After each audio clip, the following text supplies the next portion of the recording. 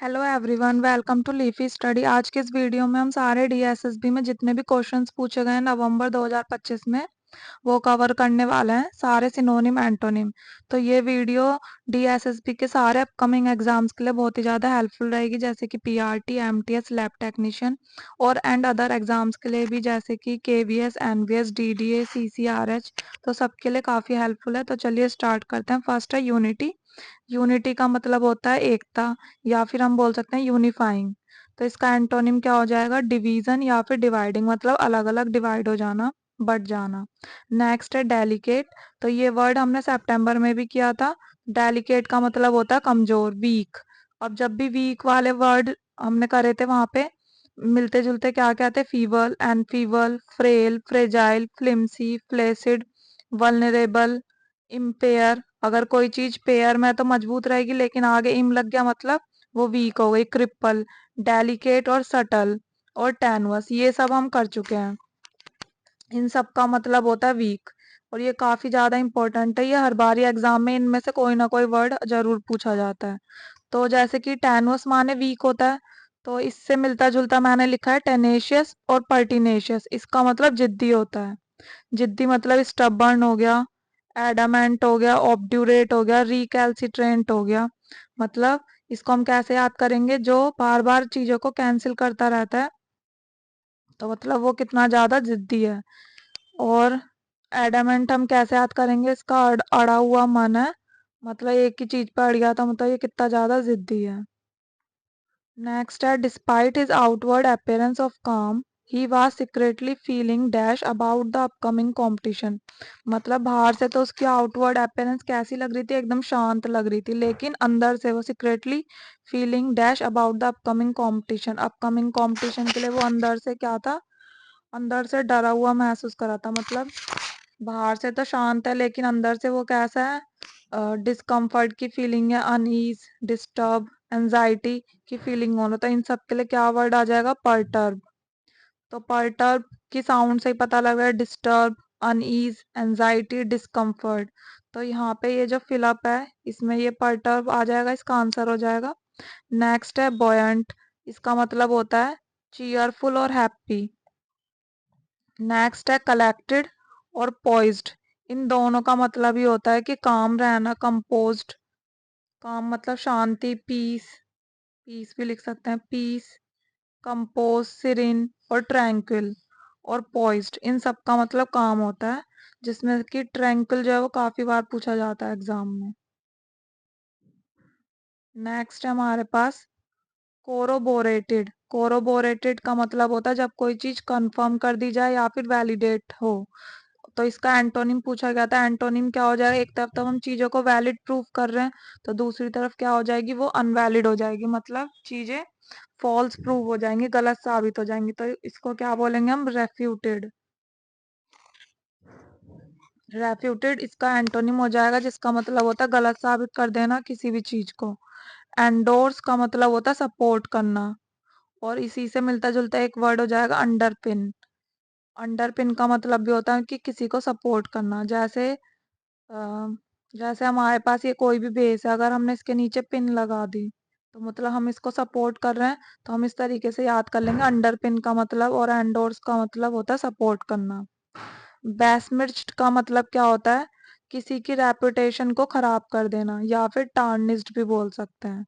Next है the professors lecture while dash in its theoretical underpinning was ultimately criticized for its lack of practical application।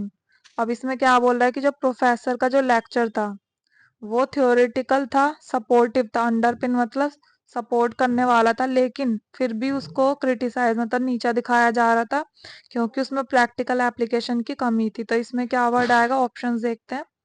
हमें दिया हुआ है pragmatic, एजोट्रिक, इरुडाइट और कैप्रिशियस। तो इसमें क्या वर्ड एकदम सही आएगा? क्योंकि उस प्रोफेसर के जो लेक्चर थे वो थ्योरेटिकल थे, पूरे सपोर्टिव थे। थ्योरेटिकल थे मतलब डीप नॉलेज वाली थे, लेकिन उसमें प्रैक्टिकल की कमी थी, तो इसलिए उसको क्रिटिसाइज किया जा रहा था। तो इन सब में से कौन सा वर्ड सही रहेगा? ये इरूडाइट वाला, क्योंकि उसे डीप नॉलेज, इसका मतलब होता है कि डीप नॉलेज तो थी। तो ये हमारा करेक्ट आंसर हो जाएगा। और बाकी की मीनिंग क्या होंगे? प्रैग्मेटिक का मतलब है प्रैक्टिकल, तो प्रैक्टिकल तो आएगा नहीं इसमें। तो प्रैग्मेटिक मीन्स होता है प्रैक्टिकल। और इजोट्रिक का मतलब होता है ऐसी नॉलेज जो सिर्फ कुछ लोग ही समझ सकते हैं, मतलब सब लोग नहीं समझ सकते, केवल अगर कुछ लोग समझ रहे हैं तो उसे बोलेंगे हम एजोट्रिक। कैप्रिशियस का मतलब होता है अनप्रिडिक्टेबल, अनस्टेबल, मतलब जिसको प्रिडिक्ट ना किया जा सके, जो चीज स्टेबल ना हो, तो कैप्रिशियस। ये काफी इंपॉर्टेंट है, ये एग्जाम में अलग से भी पूछा जाता है। कैप्रिशियस का मतलब होता है अनप्रिडिक्टेबल या फिर अनस्टेबल। नेक्स्ट है हमारे पास, he presented a thoroughly dash argument during the debate, clearly articulate his points and effectively addressing counter arguments with precision and clarity. इसका मतलब है कि जो उसने अपने आर्ग्यूमेंट दिए वो डिबेट में वो कैसे थे? बिल्कुल क्लियर थे, आर्टिकुलेट थे। क्लियर और आर्टिकुलेट मतलब एकदम अच्छे से समझ आ रहा था, क्लियर थे। और and effectively addressing counter arguments with precision and clarity. तो इसमें हम क्या लिखेंगे कि उसके आर्ग्यूमेंट एकदम क्लियर थे, लॉजिकल थे। तो हमें यहाँ पे इसमें हिंट भी दे रखी है एकदम क्लियर थे, तो यहाँ पे क्लियर से मिलता जुलता वर्ड कौन सा है हमारे पास? तो चलिए देखते हैं। सबसे पहले परप्लेक्स। परप्लेक्स का मतलब तो होता है जब कोई चीज कंफ्यूज होती है, कंफ्यूजन से भरी हुई होती है। तो कंफ्यूजन से मिलते जुलते हम कौन से लिखेंगे? Complex, perplex. जब भी हमारे पास कंफ्यूज वर्ड आएगा तो हमें ये दोनों वर्ड साथ में लिखना है, कॉम्प्लेक्स और परप्लेक्स। इन सब का मतलब होता है कि कंफ्यूजन। तो ये वर्ड तो हो नहीं सकता क्योंकि उसके लॉजिक तो क्लियर थे। अब इरेशनल का मतलब होता है इलॉजिकल, जिसमें कोई लॉजिक ना हो, तो ये भी नहीं हो सकता। कोजेंट का मतलब होता है जब कोई चीज एकदम क्लियर होती है, लॉजिकल होती है या फिर कन्विंसिंग होती है। तो अब हमने क्लियर वाले वर्ड सारे कर रखे हैं, तो हम एक बार ही फिर से लिखते हैं।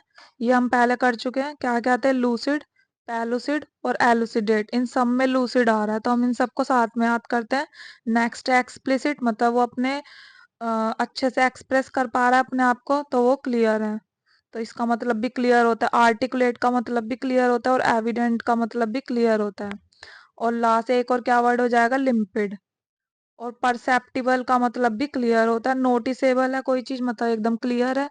और अनइक्विवोकल, इसको कैसे याद करेंगे? इक्वल आंसर दिया है हमने, एकदम बराबर, मतलब एकदम क्लियर आंसर दिया, तो अनइक्विवोकल का मतलब भी क्लियर होता है। तो ये जो अनइक्विवोकल है ये एग्जाम में अलग से पूछा गया था इसका मीनिंग, तो इसका मतलब होता है क्लियर। तो हमने ये सारे वर्ड्स कर लिए हैं। तो हमारा ऑप्शन भी करेक्ट यही हो जाएगा, कोजेंट। यहाँ पे क्या आ जाएगा हमारे पास? कोजेंट, मतलब एकदम क्लियर लॉजिकल आंसर था उसका। नेक्स्ट है फीवल। ये तो अभी अभी हमने करा था। फीवल क्या होता है? फीवल होता है जब कोई चीज वीक होती है। तो फिर से वीक वाले सारे वर्ड लिखेंगे जो अभी अभी हमने करे थे। क्या कहते हैं? Feeble, enfeeble, frail, fragile, flimsy, vulnerable, delicate, subtle, impair, cripple, flaccid और टेनुअस। तो ये सारे वर्ड तो अभी अभी हमने करे थे, अब फिर से याद हो जाएंगे।